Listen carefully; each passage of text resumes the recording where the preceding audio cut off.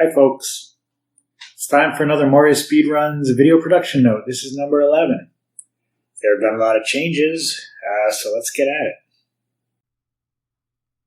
it. Hey, here's what it looks like now. Doesn't that look different?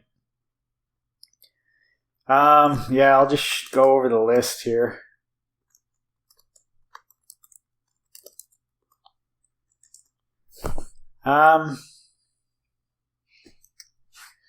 So you can see it looks different. There's this started with thing here.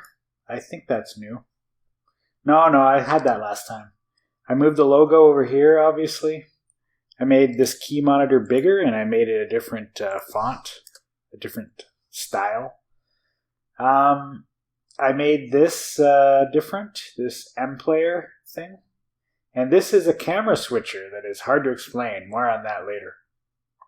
And I made the look, colors of our timer different. So, let's just go down the list here. In new video, it would open up PTV. And now we see if we have a dbus environment variable. And if we don't, then we don't bother doing that because we're logged in as Moria under a different user. That's that idea.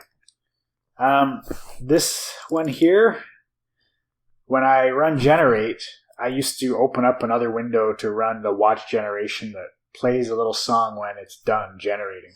So in between videos, when I'm doing the recap, I'm waiting for the recap charts to generate. That's what tells me they're done. So I can be elsewhere, and that will go off, and I'll go, oh, they're done. Like, ding, it plays a little song. So now I don't have to run that. It just automatically opens a window with that in it. Automatically calling show for trim. Okay, yeah. When I run new video, it asks me for where all of the cut points are. I used to open up another window and run show for trim. And that would open up the M player, and I could pause it and write down what the time stamp was. Now I don't have to run that. It just automatically gets run. This is a pretty biggie. I'm no longer trimming using FFmpeg. The new video script would cut the videos, and it would concatenate them all together in an XGES file, in a PTV file.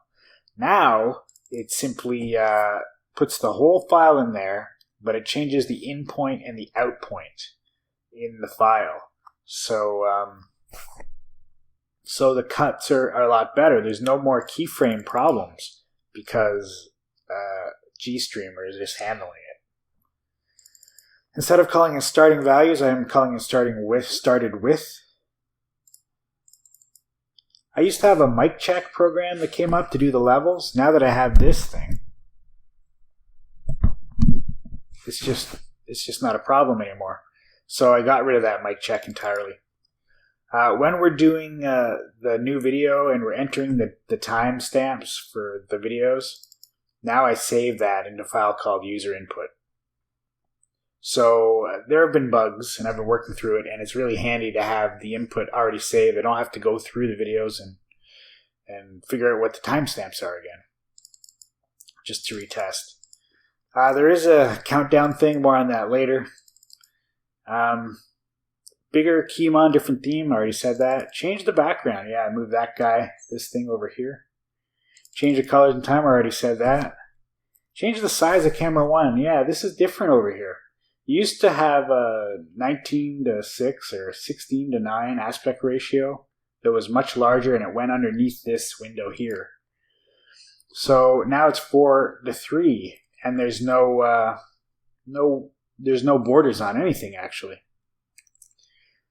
Camera 2, I don't have it plugged in, but it now kind of covers up this area here.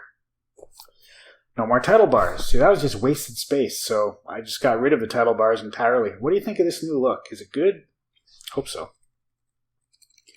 There was a bug in the gold leaderboard. I was showing gold instead of max gold, and I just fixed that. This is kind of fixed. Fix unidentified names and equipment inventory listings and recap. So every unidentified thing would have the same name. I changed it. Now it has a different name, but it has the wrong name. It has a different name than it just has a random unidentified name rather than the name that is in the game. So that's still a bug.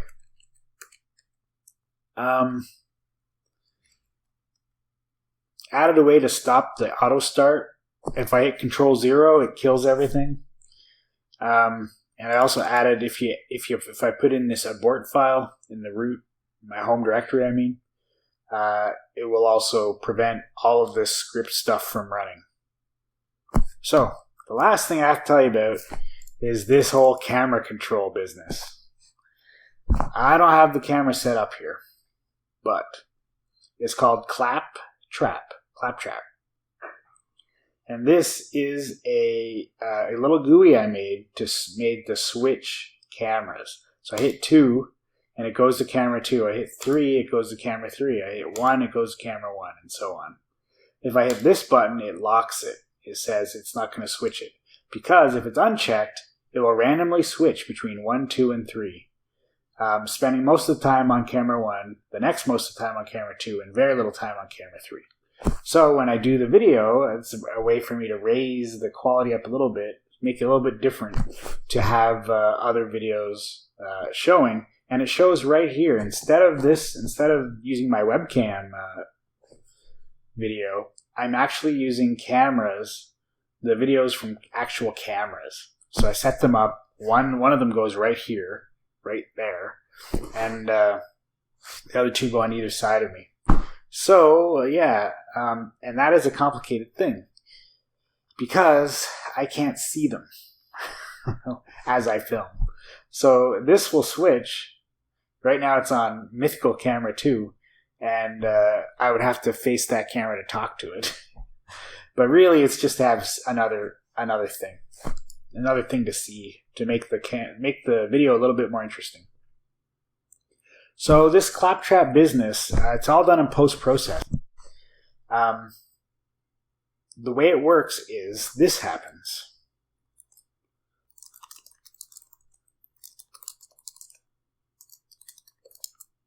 A little program called Countdown. I just run Countdown, and this is what it does. Get ready to clap. 3, 2, 1. Clap. And that's when you clap. So when I clap, it actually synchronizes the audio track of all of the cameras and the microphone. So what the software does is called Claptrap, is it takes in all of the cameras. That's strange. Huh. It takes in all the camera files, called files, and it takes it in a control file that this is making. Every time I click a button, it makes a new line in the control file. And it has a list of what camera is on when. So I run that, and it actually makes a multiplex video that goes up here that changes. Anyway, that's that. Inside render video, you can see it running here. So render video now takes the 3 cameras as input, 3 camera files, and you have to give them in the right order, and then we run Claptrap on it. And it's just 640 by 480, 30 frames per second, it goes up there. Another interesting thing here is that I can check the claps. So if I run check claps on, say, the screencast, it's going to take a second, but then it'll play eventually. Hear that? So there is a program that actually detects where the clap is, and check claps actually lets me go over all the camera files and my screencast here to hear if it's detecting the clap correctly. Because if it's not, they're not going to line up properly, and then the audio will be out of sync with the video.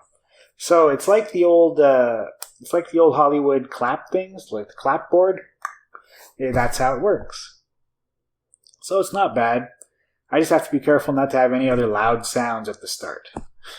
Because that's how it works, just the loudest sound. Alright, that is a lot of changes. A lot of changes. There's probably more I haven't said. I'm kind of thinking about changing the graphics. The overlay graphics. The start graphics I like. But I don't like the up and down. I don't like that so much. I think I can do better. I think I can raise the bar by making some custom graphics there. Instead of using the boring PTV thing, maybe I'll make it like a checkerboard thing, like kind of go up or something. And yeah, I don't know. But I'm thinking I can raise the bar there a little bit. And that's what this is all about, making a screencast, a video podcast that is better than just boring old what everyone else is doing. And I think I'm succeeding to a degree. So anyway, that's that. I think I'll leave it there. Oh, I guess what I'll do is I'll show you the login. So I'll cut away now to logging in and showing everything setting up and the clap business at the start. All right. So I'll show that and then we'll be done.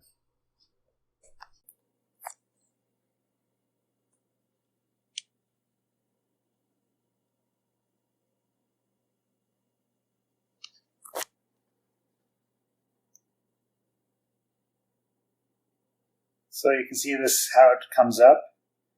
Started with comes up first, then the M player, then the Moria screen, then the clap thing happens. 3, 2, 1. And then all the cameras are synced. That's how it works. After that, this little guy pops up. And as you can see, the key monitor pops up. At this stage, we're waiting for silence. This is where we give the silent chunk. And so that when we edit the video later, we can run noise reduction on that. We have to be careful not to run noise reduction on the clap sound. Very careful. So, in a second, the timer will start, and that's what it looks like. That's what happens before we begin one of these things. Alright, I'll just wait for that to happen. There it is. Move the mouse out of the way, and then we begin as normal. Okay, alright. Take it easy.